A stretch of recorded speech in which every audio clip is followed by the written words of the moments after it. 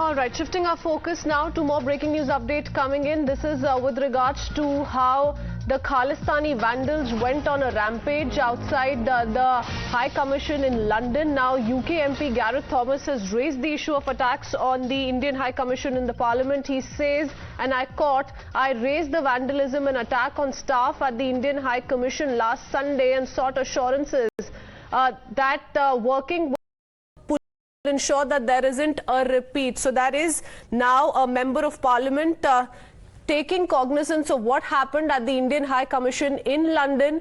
UK MP raising the issue of the embassy attack in the UK Parliament. Remember, we've seen several such voices come to light in the recent past. We've also seen how, in the meanwhile, following the vandalization of the Indian High Commission in London just last week, the government also has urged authorities in the United Kingdom to deport several individuals involved in the violence and people familiar with the developments as well. Now, this is the latest coming in from UK MP Gareth Thomas, who has confirmed raising the issue in the UK Parliament. Listen in.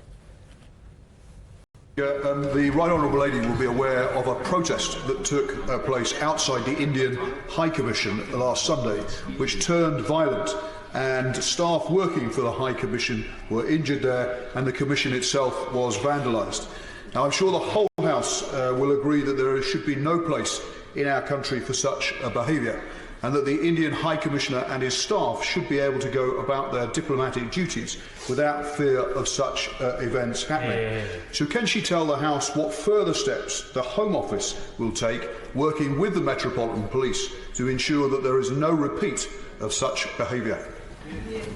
I thank the honourable gentleman for mentioning this appalling incident. We strongly condemn the vandalism and violent acts that took place outside the Indian High Commission in London, and this was a completely unacceptable action against the mission and its staff. There is work going on. Let me quickly go across to senior colleague Srinjoy joining us on the phone line. Srinjoy, we see a UK Member of Parliament now raising it in the Parliament premises, the vandalism that took place outside the Indian High Commission just last week. We see that issue now resonating with several of those parliamentarians who've been speaking of it the last few days. Now, whether or not we will see eventually, the administration, the Sunak government crack the whip on radicals remains to be seen, but most certainly they're at least headed in that direction. Undoubtedly. See what has happened. Two things have happened. First of all, let's not forget that a large number of Indians are law-abiding and that they are British citizens, people of Indian origin.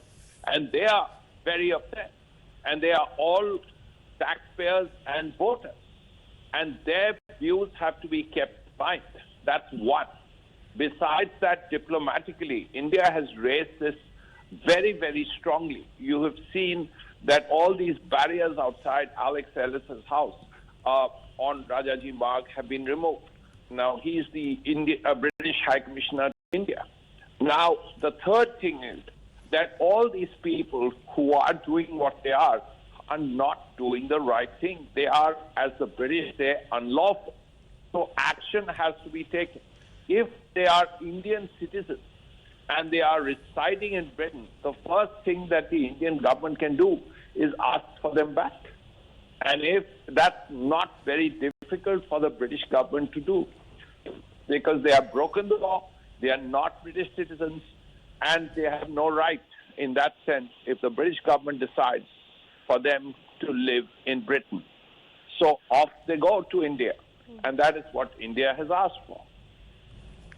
Okay, absolutely. And like you pointed out, the Delhi police has also in the meanwhile reduced barricading outside the British mission in the national capital, which is also being seen as a tit-for-tat move in that sense. But like we've been pointing out, Gareth Thomas is not the first UK MP to raise the issue. Let's quickly play out the reaction coming in from Bob Blackman as well, who raised this earlier. Listen in.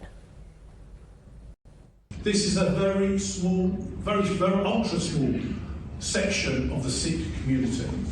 The vast majority of Sikhs in this country absolutely reject the Khalistani project and indeed the call for some sort of plebiscite in the Punjab. How that would work, who knows? It's not going to happen, as we know. And my message is very simple to the police. When this happens, those people need to be arrested and dealt with properly. Bob Blackman there also reiterating how the Sikh community in the United Kingdom has been rejecting the Khalistani cause all throughout. With that, a short break. We'll be right back with more news and updates.